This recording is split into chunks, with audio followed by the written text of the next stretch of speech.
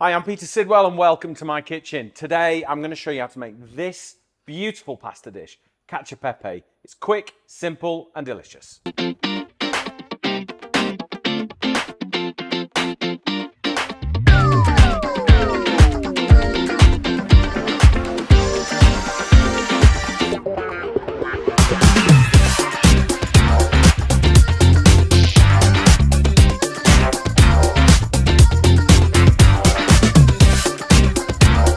Right, time to make this absolutely delicious pasta dish. It is super simple.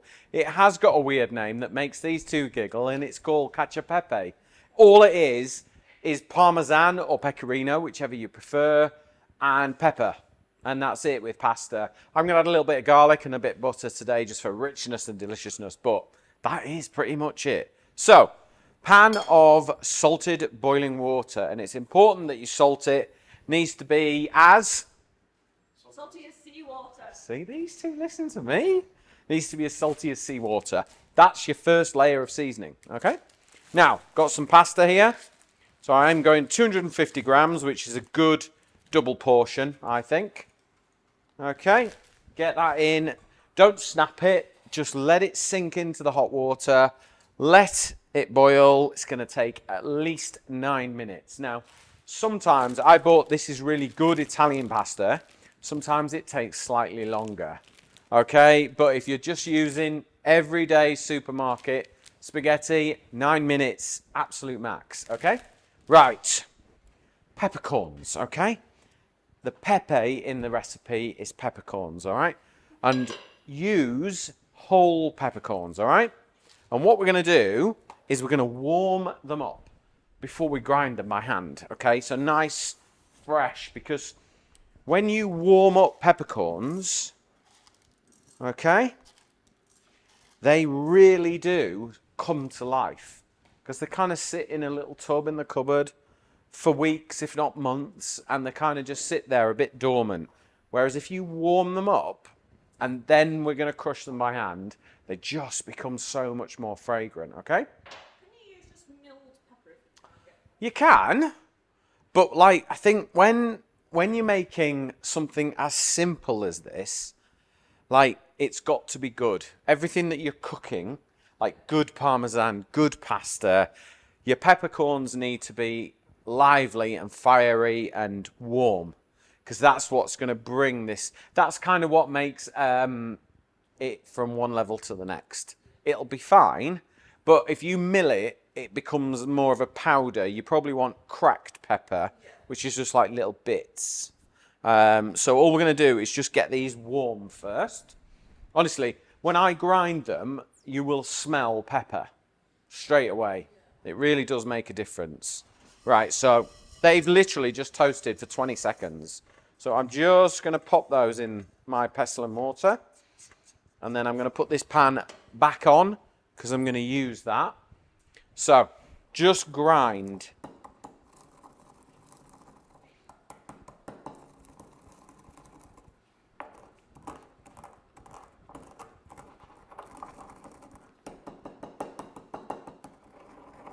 Right, because we have grinded those. Right, just smell that. Honestly, there's like a perfume to it. It's not just pure heat, it becomes more fragrant and more lively. It's like, right, I can smell that. It's ready to go. Oh, there we go. So now we have got our peppercorns. Let's just leave those to one side. Okay, so I want some olive oil. Right, a little bit of olive oil in my pan. And then a bit of garlic. It's not traditional. I like it. It's my recipe. Everything's better with garlic in it, isn't it, Emily? Yep. Exactly. Right. So let's just get a spoon and just start to warm that through. And I'm going to add a little bit of butter because everything's better with butter in too. James Martin little. No, not too much. That's fine. All I'm trying to do is build like a basis for an emulsion, and I'll show you what I mean by that in a sec. So, get a ladle. So, can we have a look in this pasta here? Do you see all this sort of like white sort of foam that you get. We're going to steal that. You want a full ladle full. But what I tend to do is just sort of skim around and make sure I steal the starch. So the starch that comes out of the pasta, so you can see that's like really cloudy, that has got starch, it's got salt in it and the water. That is the secret to this cacio e pepe, okay? Okay, so I'm going to put plenty of my pepper in. Okay, there we go. Let's just move that about. And then just leave it on a nice low heat, okay? Now, our first lot of cheese is going into the pasta water. Okay? A bit like melting. Yeah, it's just going to amalgamate it in. And then once everything hits the pan with the pasta, it'll all come together beautifully. And it's like a really lovely, creamy pasta dish without adding cream. Because if you add cream, the Italians go mad. And I get it, because it doesn't need it. Okay? And they're already going mad because I've added garlic and butter in it. But hey, what are you going to do? So did they not add butter into? No, they would just add... Traditional cacio e pepe is just pepper, olive oil, pasta, Parmesan cheese, or pecorino, I think, traditionally. And that's it. Wow. That is it. But that kind of typifies Italian food because it's so simple, isn't it? It requires, you know, like high quality raw ingredients. So you can see now, look, the cheese is nearly melted into there. We're ready to go. So this butter, in fact, I am going to steal a bit more of this because I can see some of the good stuff. So just steal that pasta water and then pop it in. And what you're doing is you're just now creating an emulsion, okay, of fat and water. And that starch will just kind of bind them together and make it creamy and lovely. Right, so you can see all the cheese is pretty much melted in that pasta water now. Let's just get this in, pour it in, and let it mix together with the pepper and the butter. That is pretty much our sauce, okay?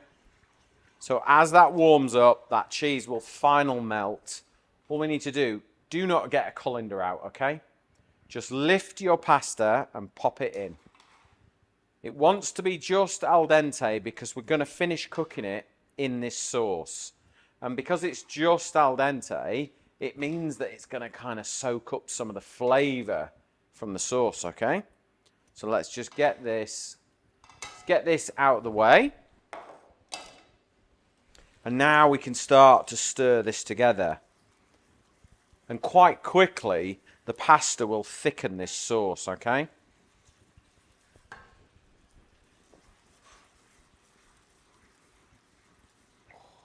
It looks good. Right now, if you want the recipe for this, make sure you go to petersidwell.com, sign up for the newsletter, and we will send you the recipe straight to your inbox, okay? That's where we put all our recipes these days, straight in the newsletter. So really stir it round. Give it a couple of minutes. Let that pasta do its job. Okay, I'm going to hit it with some more Parmesan cheese because, let's face it, by the time it gets in that bowl, I'm going to put more cheese on it anyway, so I might as well do it now. Okay. These fine graters are brilliant because you think, oh my God, I've put so much cheese on that. And you haven't. You've still got loads more cheese to go. Okay. Right, I need to just test this and make sure it's delicious.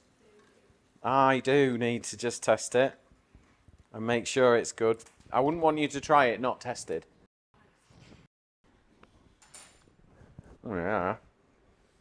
It always amazes me how good these dishes taste when there's so few ingredients. Look. Can you see there? Look how creamy that sauce has gone. Yeah? We've got cream in there. And that pepper is just there, letting you know that it's got that warmth about it. I think this dish is brilliant in the summer, but it's also great in the winter. It's actually from Rome, this dish, traditionally. So you would normally use pecorino on it. But I tell you what, it is absolutely delicious, whether you've got Parmesan or pecorino. And then, as I said, we're going to put more cheese on it anyway. Just finish it. There you go. That's how you make my version, not the Italians, my version of cacio e pepe.